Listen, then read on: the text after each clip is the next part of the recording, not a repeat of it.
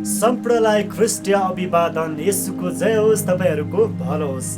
फेरि पनि तपाईँलाई सुरेन्द्र साई युट्युब च्यानलमा स्वागत छ। प्रिय मित्रहरू, आजको महत्त्वपूर्ण परमेश्वरको जीवित र क्रियाशील वचन ल्याएर तपाईँहरूको माझमा म उपस्थित भइसकेको छु। अनि आजको महत्त्वपूर्ण शीर्षक रहेको छ कि अरूको धाँधोमा वा देशको धाँधोमा उभिदिने प्रार्थनाको योद्धा बन्नुहोस्, वा नम्र निवेदन प्रार्थना वा मध्यस्थता गर्ने, भक्ति गर्ने र प्रार्थनाको जीवनशैली राख्ने व्यक्ति बन्नुहोस्।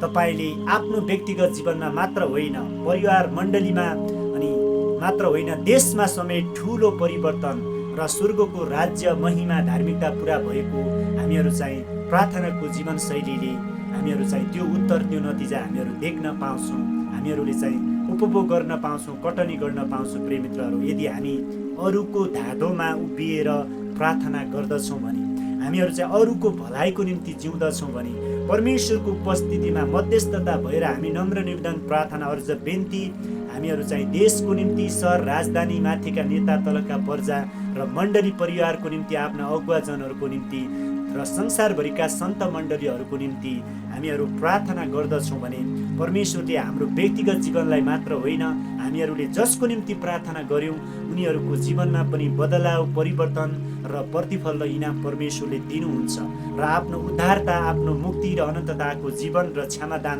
परमेश्वरले स्वर्गबाट चाहिँ पवित्र आत्माको शक्तिद्वारा चाहिँ खन्याउनुहुन्छ। अनि हामीहरूले चाहिँ कसरी प्रार्थना गर्ने, कस्तो किसिमको प्रार्थना सुनाइ हुन्छ, अनि किन प्रार्थना गर्ने है, अनि कसरी गरिएको प्रार्थना परमेश्वरले चाँडो सुन्नुहुन्छ र उत्तर दिनुहुन्छ। प्रिय मित्रहरू, सर्वप्रथम हामीहरूले चाहिँ येशूको जीवनशैलीबाट हामीहरू सिक्न सक्दछौँ। उहाँले चेलाहरूलाई कसरी प्रार्थना गर्ने भनेर सिकाएको कुरा हामीहरू भेटाउँदछौँ। दोस्रो, व्यक्तिगत रूपमा चाहिँ उहाँले प्रार्थना गरेको भेटाउँदछौँ। अनि चेलाहरूलाई सिकाएको प्रार्थना चाहिँ है हामी मत्ती 6को अनि 9देखि 13मा भेटाउने भने यहाँ यसरी लेखेको छ, तिमीहरू चाहिँ यस किसिमले प्रार्थना गर, हे हाम्रा स्वर्गीय पिता, तपाईँको नाम पवित्र गरियोस्, तपाईँको राज्य आओस्, अनि तपाईँको इच्छा स्वर्गमा जस्तो छ यस पृथ्वी पावदानमा पुरा भएको होस्। अनि हामीलाई हाम्रो दैनिक भोजन दिनुहोस् र हाम्रा गल्ती र अपराधहरू क्षमा गरिदिनुहोस्, हामी पनि हाम्रा अपराधीका अपराध क्षमा गर्नेछौँ, तर हामीलाई परीक्षामा पर्न नदिनुहोस्, तर दुष्टताबाट सुरक्षित राख्नुहोस्, किनभने राज्य, महिमा, पराक्रम सदा सर्वदा तपाईँकै हुन् भनेर चाहिँ प्रभु येशू ख्रीष्टले यस किसिमको प्रार्थना दैनिक तिमीहरूले गर्नु भनेर चाहिँ गुप्तदान र प्रार्थनाको शीर्षकमा अनि मत्ती 6:9देखि 10मा चाहिँ प्रभु येशू ख्रीष्टले चाहिँ चेलाहरूलाई सिकाउनु भएको छ। अनि त्यो चेलाहरूको निम्ति मात्र सीमित होइन, अहिलेका हामी सन्त विश्वासी अगुवाजनहरूको निम्ति पनि यो दैनिक प्रार्थना हामीहरूले चाहिँ अरू प्रार्थनाका विषय राख्नुभन्दा पहिला यो प्रार्थना गर्नुपर्ने हुन्छ, किनकि यहाँ सर्वप्रथम परमेश्वरको नामको प्रशंसा गरिएको छ, पवित्र होस्। दोस्रो चाहिँ तपाईँको राज्य आओस् भनेर चाहिँ उहाँको राज्यलाई हामीहरूले बोलाउनु पर्ने हुन्छ। हाम्रो व्यक्तिगत मण्डली, देश, सहर, गाउँठाउँ, नेपाली जाति, नेपाली प्रजा, हरेक संसारभरिका राष्ट्र र जाति र सन्त मण्डलीहरूमा चाहिँ उहाँको राज्यलाई हामीहरू स्वागत गर्नुपर्ने हुन्छ। दोस्रो कुरा चाहिँ हामीलाई चाहिने आत्मिक, भौतिक, शारीरिक, आर्थिक भोजन उहाँले जुटाउनु भएको होस् भनेर हामीले प्रार्थना गर्नुपर्ने हुन्छ। अनि हामीहरू प्रार्थना गर्नुभन्दा पहिला कसैको विरुद्धमा हामीले अपराध गरेका छौँ वा परमेश्वरको विरुद्धमा, व्यक्तिगत आफ्नै आत्माको विरुद्धमा र मानिसको विरुद्धमा है अपराध गरेका छौँ भने हामीहरूले पहिला त्यो अपराधलाई मानिलिनुपर्ने हुन्छ, स्वीकार्नुपर्ने हुन्छ, क्षमा दिनुपर्ने हुन्छ, क्षमा लिनुपर्ने हुन्छ र परमेश्वरको उपस्थितिमा आफूले गरेका पाप र गल्ती र अपराधलाई स्वीकार्नुपर्ने हुन्छ, पहिलो यूहन्ना 1:9 अनुसार। अनि त्यस कारणले गर्दा यहाँ अर्को भनेको छ, सैतानिक हामीहरू संसारमा रन्जेल दुःख, कष्ट, सङ्कष्ट, समस्याका पहाडहरू आउँछन्, बाधा, अवरोध र परीक्षा, सैतानले विभिन्न किसिमबाट चोर्न, मार्न, नाश पार्न ऊ खडा भएको हुन्छ, गर्जने सिंह चाहिँ ऊ चाहिँ चियो गरी हिँडिरहेको हुन्छ। अनि उसले ल्याएको परीक्षा, दुष्टता, हरेक समस्याका पहाडमाथि विजय हुनुको निम्ति पनि हामीहरू प्रार्थना गर्नुपर्ने हुन्छ, उहाँबाटको शक्तिलाई रिसिभ गर्नुपर्ने हुन्छ। तेस्रो कुरा चाहिँ संसारभरि चाहिँ स्वर्गको राज्य, महिमा, पराक्रम, उहाँको शक्ति, सामर्थ्य, उहाँको पवित्रता, प्रेम र उहाँको धार्मिकता राज्यलाई चाहिँ हरेक क्षेत्रमा चाहिँ बोलाउनु पर्ने हुन्छ। उहाँको रगत, आत्मा, नाउँ र वचनको हस्ताक्षेप र स्वर्गदूत खटाउनु पर्ने हुन्छ। प्रिय मित्रहरू, अनि इजिकियलको पुस्तकमा चाहिँ एकदम चाखलाग्दो पद यहाँ चाहिँ लेखिएको छ। इजिकियल 22को हामीहरू 30मा भेटाउने भने यहाँ चाहिँ परमेश्वरले एकदमै अफसोस र दुखित भएर चाहिँ उहाँले चाहिँ भन्नुभएको छ, पर्खाल निर्माण गरिदिने है, इजिकियल 22:30 पर्खाल निर्माण गरिदिने र देशमा मद्वारा नष्ट नहोस् भनेर देशको लागि मेरो सामान्य धाधोमा उभिदिने एकजना मानिस तिनीहरूका बीचमा मैले हेरेँ, तर मैले कोही पनि पाइनँ। त्यसकारण तिनीहरूले गरेका सबै काम तिनीहरूकै थाप्लोमा ल्याएर मैले जल्दो रिसले म तिमीहरूलाई भस्म पार्नेछु, परमप्रभु परमेश्वर यसो भन्नुहुन्छ। प्रिय मित्रहरू, इजिकियलको पुस्तकमा हामीहरू भेटाउँदछौँ कि पर्खाल निर्माण गर्न वा परमेश्वरका भवनहरू निर्माण गर्न र देशलाई बचाउन र पाप दुष्टता र परमेश्वरको महिमा रहित बनेका जातिहरूलाई चाहिँ उद्धारतामा डोर्याउनुको निम्ति परमेश्वरले एउटा धाधोमा उभिदिने, प्रार्थनाको जीवनशैलीमा उभिदिने, मध्यस्थता गरिदिने एउटा दानियलको जस्तो वा एलियाको जस्तो व्यक्ति चाहिँ परमेश्वरले खोजिरहनु भएको छ र पनि उहाँले भेटाउनु भएको छैन। कोही पनि छैन भनेर उहाँ दुखित हुनुभएको छ र उहाँको जल्दो क्रोश र रिस र दण्ड चाहिँ म अब खनाइदिनेछु भनेर चाहिँ उहाँले भन्नुभएको हामीहरू भेटाउँदछौँ। प्रिय मित्रहरू, हाम्रो देशले, नेपाली जातिहरूले, नेताहरूले चाहे हाम्रो घर परिवारले परमेश्वरको विरुद्धमा चाहिँ पाप गरिरहेका छन्। जिउँदो परमेश्वरलाई नपुजेर, परमेश्वरको धार्मिकता राज्य बाटो सत्य जीवनको मार्गमा नहिँडेर एउटा पुज्नुपर्ने परमेश्वरलाई नपुजेर सृष्टि गरिएका थोकहरूले पुजेका छन्। अनि उनीहरूले गरेको त्यो व्यभिचार, परमेश्वरको विरुद्धमा गरेको व्यभिचार र शरीरको विरुद्धमा गरेको व्यभिचारप्रति चाहिँ उनीहरूका पाप क्षमाको निम्ति, उनीहरूलाई बचाउनुको निम्ति र उनीहरूलाई चाहिँ तपाईँको दया र कृपा देखाउनुहोस् भनेर चाहिँ प्रिय मित्रहरू, हामी अहिलेका सन्त मण्डलीहरू चाहिँ धाधोमा उभिदिनु पर्ने हुन्छ। यदि हामी आफ्नो अब धेरै हामी विश्वासी अगुवाजनहरू चाहिँ आफ्नै समस्या राख्ने, आफ्नै निम्ति मात्र प्रार्थना गर्ने, आफ्नै आत्मिकी खाँचो, शारीरिक भौतिक आर्थिक खाँचो परमेश्वरको उपस्थितिमा बिसाउने गर्छौँ, तर देशको निम्ति माथिका नेता, तल राजा पुजारी है, सबै प्रशासक अधिकारीहरू, न्यायाधीशहरू, अनि आर्मी पुलिस कर्मचारीहरू, शिक्षकहरू, विद्यार्थीहरू, जति पनि तलका साधारण धनी गरिब सबैको निम्ति हामीहरू परमेश्वरको उपस्थितिमा घन्टौँ धाधोमा उभिदिनु पर्ने हुन्छ, प्रार्थना गरिदिनु पर्ने हुन्छ।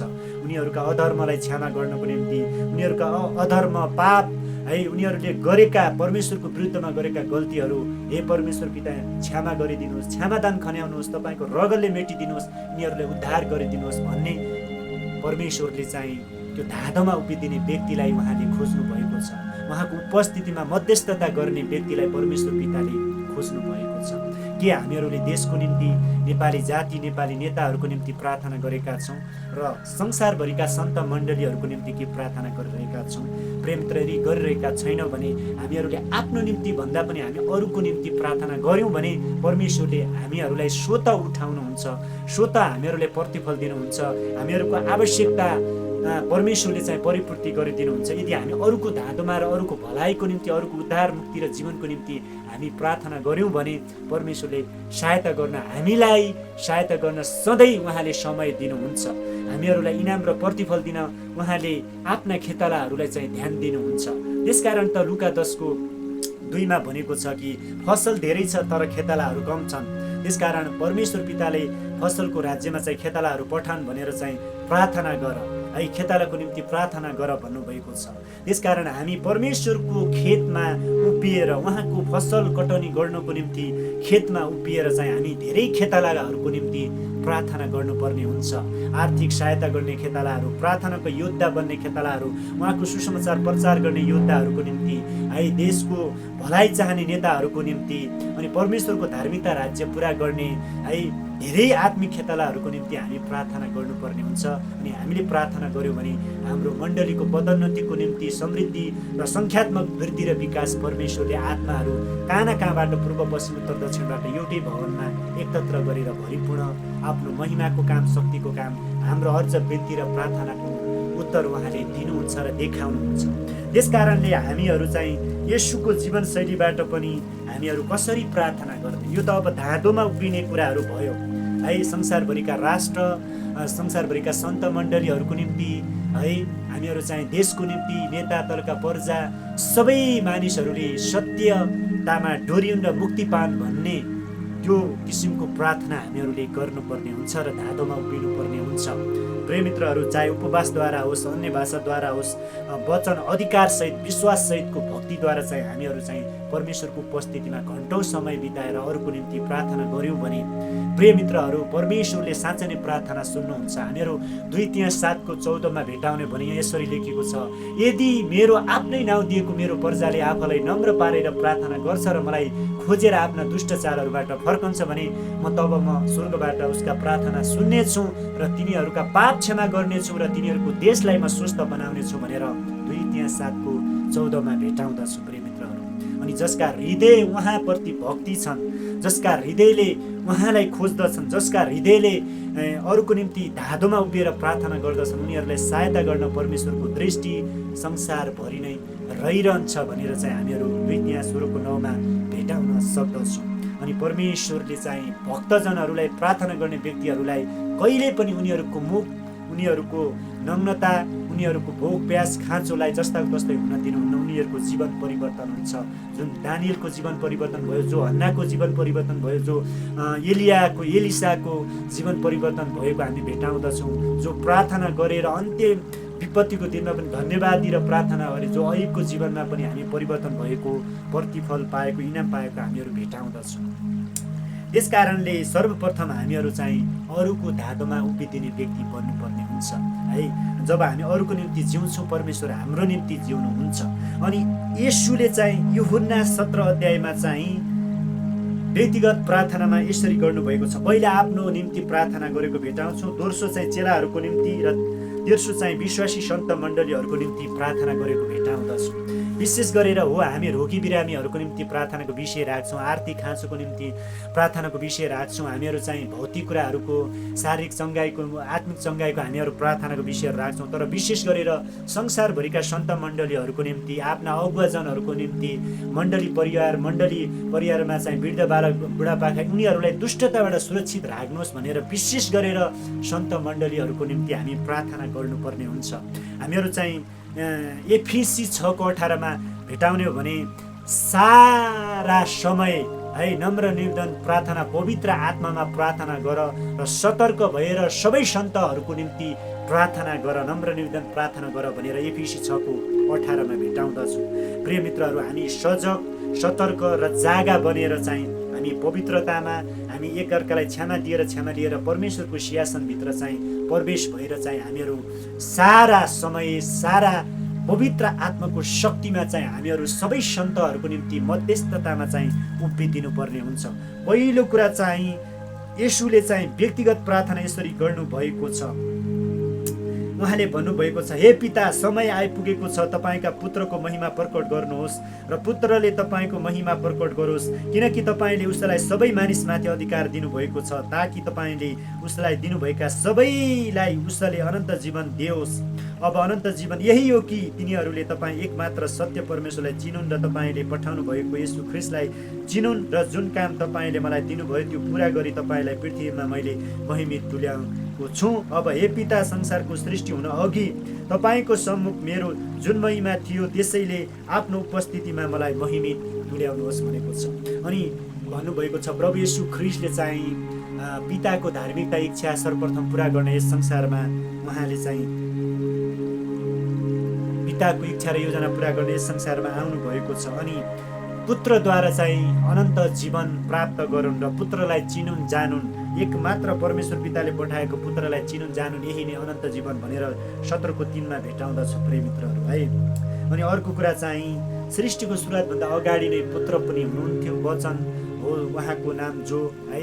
अनि वचन येशू हुनुहुन्छ, जो सृष्टिको सुरुवातभन्दा अगाडि नै उहाँ हुनुहुन्थ्यो। अब त्यो सृष्टिको सुरुवातभन्दा अगाडि भएको त्यो महिमा अब चाहिँ म पुत्रमा चाहिँ पिताको महिमा होस् वा पुत्रलाई चाहिँ महिमित तुल्याउनुहोस् भनेर चाहिँ प्रभु येशू ख्रिस्टले चाहिँ नम्र निवेदन प्रार्थना गरेको भेटाउँदछु।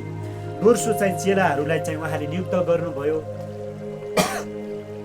अनि सुसमाचार आफूले सिकाएका कुराहरू है, आफूले चाहिँ उनीहरूलाई चाहिँ अर्थोपदेश दिएका कुराहरूलाई चाहिँ सारा संसारमा गएर प्रचार गर्नु भनेर चाहिँ बप्तिस्मा दिएर है, उनीहरूलाई चाहिँ शिक्षा दिएर, ज्ञान दिएर, एउटै रोटो एउटै कचौराबाट चाहिँ उनीहरूलाई प्रभु भोज दिएर उनीहरूलाई चाहिँ अभिषेक गरेर चाहिँ मेरो शान्ति अब यी चेलाहरूमा रहोस्, मेरो ज्ञान, मेरो सत्यता यिनीहरूमा रहोस् भनेर पवित्र आत्मा चेलाहरूलाई पठाएर आफू स्वर्ग हुनुभएको हामीहरू भेटाउँदछौँ। अनि चेलाहरूको निम्ति यिनीहरू त संसारमा रहनेछन्, यिनीहरूलाई पनि दुष्टताबाट सुरक्षित राख्नुहोस् भनेर प्रार्थना गरेको भेटाउँदछौँ। अनि चेलाहरूद्वारा बाँचेका विश्वासी जनहरूको निम्ति पनि प्रार्थना गरेको हामीहरू भेटाउँदछौँ प्रिय मित्रहरू। अनि के भनेको छ, अनि यूहन्ना 17:20मा म यिनीहरूका निम्ति मात्र प्रार्थना गर्दिनँ, चेलाहरूको निम्ति मात्र प्रार्थना गर्दिनँ, तर चेलाहरूका सन्देशद्वारा म माथि विश्वास गर्नेहरूका निम्ति पनि प्रार्थना गर्दछु कि तिनीहरू सबै एक हुन्। हे पिता, जसरी तपाईँ ममा हुनुहुन्छ र म तपाईँमा, त्यसरी नै तिनीहरू पनि हामीमा हुन् र तपाईँले मलाई पठाउनु भयो भने संसारले विश्वास गरोस्। जुन महिमा तपाईँले मलाई दिनुभएको छ मैले तिनीहरूलाई दिएको छु, ताकि हामी एक भए झैँ तिनीहरू पनि एक हुन् र म तिनीहरूमा अनि तपाईँ ममा र तिनीहरू पूर्ण रूपले एक हुन् र तपाईँले मलाई पठाउनु भएको हो भने मलाई प्रेम गर्नुभयो जस्तै तपाईँले तिनीहरूलाई पनि प्रेम गर्नुभयो भने संसारले जानोस्। पिता, म इच्छा गर्दछु कि तपाईँले मलाई दिनुभएको म जान्दछु, जहाँ छु मसँग रहन् र मेरो महिमा देखुन्, र जुन महिमा संसारको सृष्टि हुन अघिदेखि नै मलाई प्रेम गर्नुभएको हुनाले तपाईँले मलाई दिनुभएको थियो। धार्मिक पिता, त संसारले तपाईँलाई चिन्दैन, तर म तपाईँलाई चिन्दछु अनि तपाईँले मलाई पठाउनु भएको हो भने यिनीहरूले पनि जान्दछन् भनेर चाहिँ प्रार्थना गर्नुभएको भेटाउँदछौँ। अनि विशेष गरेर व्यक्तिगत प्रार्थना, चेलाहरूको निम्ति प्रार्थना र विश्वासी जनहरूको निम्ति प्रार्थना, अनि 3 किसिमबाट प्रार्थना परमेश्वरको उपस्थितिमा जाहेर गरेको हामीहरू भेटाउँदछौँ। त्यस कारणले प्रिय मित्रहरू, सबैभन्दा ठुलो कुरा भनेको चाहिँ हामी आफू पवित्रतामा, सत्यतामा र उहाँको धार्मिकतामा जिउनुको निम्ति हामी आफ्नो बोलीमा, सोचमा, काममा, व्यवहारमा हामी आफै पवित्र रहेर निष्कलङ्क भएर परमेश्वरको इच्छा र मनपर्दो परमेश्वरको योजना बमोजिम अनि विश्वासद्वारा हामी आफूलाई निष्कलङ्क अनि निष्कपट विश्वासद्वारा चाहिँ हामी उहाँको उपस्थितिमा हामी जानुपर्ने हुन्छ। घन्टौँ समय बिताएर प्रार्थना गर्नुपर्ने हुन्छ। आफ्नो आत्मा, शरीर, प्राण, जिउँदो बलिको रूपमा अर्पण गरेर धार्मिकताको साधन तपाईँले बनाउनुहोस् भनेर प्रार्थना गर्नुपर्ने हुन्छ। दोस्रो, हामीहरूले प्रचार गरेको र हामीहरूले सुसमाचार सुनाएका व्यक्तिहरूको निम्ति पनि प्रार्थना गर्नुपर्ने हुन्छ र उनीहरूको जीवनबाट सुसमाचारका वचनहरू दुष्टले चोर्न नपाओस्, उनीहरूलाई चाहिँ दुष्टले चाहिँ परीक्षामा पार्न नपाओस् भनेर परीक्षाबाट, दुष्टताबाट उनीहरूलाई सुरक्षाको निम्ति प्रार्थना गर्नुपर्ने हुन्छ। स्वर्गदूत खटाउनु पर्ने हुन्छ, रगत लगाउनु पर्ने हुन्छ, आत्माको घेरा वचनको शान्ति सुरक्षा र बाढ लगाउनु पर्ने हुन्छ। भसँग 91को सुरक्षा बाढ जस्तै उनीहरूको निम्ति प्रार्थना गर्नुपर्ने हुन्छ। यस कारणले गर्दाखेरि चाहिँ प्रिय मित्रहरू, हामी विश्वासीहरूको निम्ति, अगुवाजनहरूको निम्ति, मण्डली परिवारहरूको निम्ति, चाहे देशमा हुन् चाहे विदेशमा हुन्, सर्वप्रथम परमेश्वरले चुन्नुभएका, छान्नुभएका, बोलाउनुभएका र मन्दिर र दुलही कहलाउनुभएका सन्त मण्डलीहरूको निम्ति हामी घन्टौँ प्रार्थना गर्नुपर्ने हुन्छ। अहिले संसारमा धेरै अगमवक्ताहरू, ठुला अभिषिक्तजनहरू किन परीक्षामा पर्छन्? किनकि विश्वासी जनहरूले धेरैजसो अगुवाजनहरूको निम्ति प्रार्थना गरेका हुँदैनन्। अनि अगुवाजनले पनि धेरै विश्वासीहरू पतन भएको हामीहरू भेटाउँदछौँ प्रिय मित्रहरू। अनि विश्वासीहरूको निम्ति पनि अगुवाजनले घन्टौँ परमेश्वरको उपस्थितिमा झन् बढी येशूले जस्तै प्रार्थना र मध्यस्थता र धादोमा उभिदिनुपर्ने हुन्छ। त्यसकारण परीक्षामाथि अनि शैतानका योजनामाथि, समस्याका पहाडमाथि विजय हुनको निम्ति, अनि देश, गाउँ, ठाउँ, सहर र हाम्रा आफन्तहरू चाहिँ पापबाट उनीहरूले बचाउनको निम्ति, पापबाट छुटकारा दिनको निम्ति एउटा मूसा जसरी प्रार्थना गरे, आफ्ना जातिलाई परमेश्वरको क्रोध र दण्कने आगोबाट छुटकारा दिए, प्रार्थना र अर्ज बिन्ती गरेर धादोमा उभिएर त्यसरी नै हामी पनि प्रार्थना गर्नुपर्ने हुन्छ। जुन प्रार्थना दानियलले गरे, एलियाले गरे, एलियाका जस्तो भक्तिसहितको प्रार्थना, विश्वाससहितको प्रार्थना, अन्य भाषासहितको प्रार्थना, वचनसहितको प्रार्थना, आराधना र प्रशंसासहितको प्रार्थना, विश्वास मिसाएको, शङ्का नमिसाएको प्रार्थना हामीहरू गर्नुपर्ने हुन्छ। देशको निम्ति, सहरको निम्ति, नेपाली जातिमाथिका नेता, उच्च पदधिकारीका कार्यहरूको निम्ति प्रार्थना गर्नुपर्ने हुन्छ। अनि हामी सताडमाथि, शैतानी परीक्षामाथि, समस्यामाथि हामी विजय हुन्छौँ। मण्डलीको वृद्धि विकास हुन्छ। परमेश्वरको धार्मिकता राज्य महिमा यस संसारमा, हाम्रो देशमा, मण्डली परिवारमा महिमाको काम, शक्तिको काम, सामर्थ्यको काम, परमेश्वरका स्वर्गका दिनहरू, स्वर्गका कामहरू हामीहरू संसारमा देख्न पाउँछौँ, कटनी गर्न पाउँछौँ। हामी मागेको भन्दा, चिताएको भन्दा बढी प्रतिफल देख्छौँ। अनि हरेक अवस्था, परिस्थिति बदलाव भएको यहाँ आँखाले देख्दछौँ। त्यसकारण हामीहरू प्रार्थनाको जीवनशैली हामीहरू राख्नुपर्ने हुन्छ। येशूले पनि भन्नुभएको छ, निरन्तर प्रार्थना गर, परीक्षामा नपर। हामीलाई परीक्षामा, अहिले हामी समस्यामा, हामी गरिबीमा, रोगमा, पापमा, शराबमा, शैतानिक दासत्वमा त्यतिखेर पर्छौँ जब हामी प्रार्थनाको जीवनशैलीबाट टाढा हुन्छौँ, वचन पढ्नुबाट, सङ्गतिबाट, एकल सामूहिक सङ्गतिबाट हामी टाढा हुन्छौँ। अनि मात्र हामी परीक्षा र समस्या र हामी दर्दनाक नरक जस्तो जीवन हामी जिउन पुग्दछौँ। त्यस कारणले गर्दा अँध्यारोबाट, नरक जानबाट, मृत्युबाट र शैतानिक शक्तिबाट र अज्ञानताबाट, परीक्षा र बाधा र समस्याका पहाडमाथि विजय हुन र हरेक खाँचोबाट माथि विजय हुनको निम्ति हामी नम्र निर्धन प्रार्थना, अरूको धाधोमा उभिदिने व्यक्ति, आफ्नै व्यक्तिगत प्रार्थना गर्ने व्यक्ति, घन्टौँ परमेश्वरको उपस्थिति उभिएर उहाँको इच्छालाई, योजनालाई जान्ने व्यक्ति, उहाँको इच्छाद्वारा प्रार्थना गर्ने व्यक्ति, मध्यस्थतामा उभिदिने व्यक्ति, धाधोमा उभिदिने व्यक्ति हामीहरू बनौँ। परमेश्वर सधैँ हाम्रो पक्षमा लड्नुहुनेछ, वचन हाम्रो पक्षमा लड्नेछ। यदि हामी अरूको धाधोमा उभियौँ भने, अरूको निम्ति प्रार्थना गर्ने जीवनशैली राख्यौँ भने, अनि स्वर्गदूत हाम्रो पक्षमा लड्नेछन्, पवित्र आत्मा शक्ति हाम्रो पक्षमा लड्नेछ, यीशुको नाम हाम्रो पक्षमा लड्नेछ। अनि हामी आशिषित जीवन, फलको जीवन हामीहरू चाहिँ वचनले सिँगारिएको दुलही, आत्माले भरिएको पवित्र आत्माको मन्दिर र अभिषेक र महिमाको भाँडो अनि धार्मिकताको साधन हामीहरू फलफलाउने हाँगा हामीहरूको जीवन कहलिनेछ। अनि हामीहरू संसारको ज्योति र नुन बनेर साँची र गवाई बन्नेछौँ। God bless you. परमेश्वर तपाईँको साथमा हुनुहुन्छ अनि तपाईँले गर्नुभएका प्रतिफल दिन रातका उहाँको हातमा छन्। त्यही भएर जागा रहनुहोस्, सचेत रहनुहोस् र अरूको धाधोमा उभिएर काम गर्नुहोस्। परमेश्वर तपाईँको साथमा हुनुहुन्छ। God bless.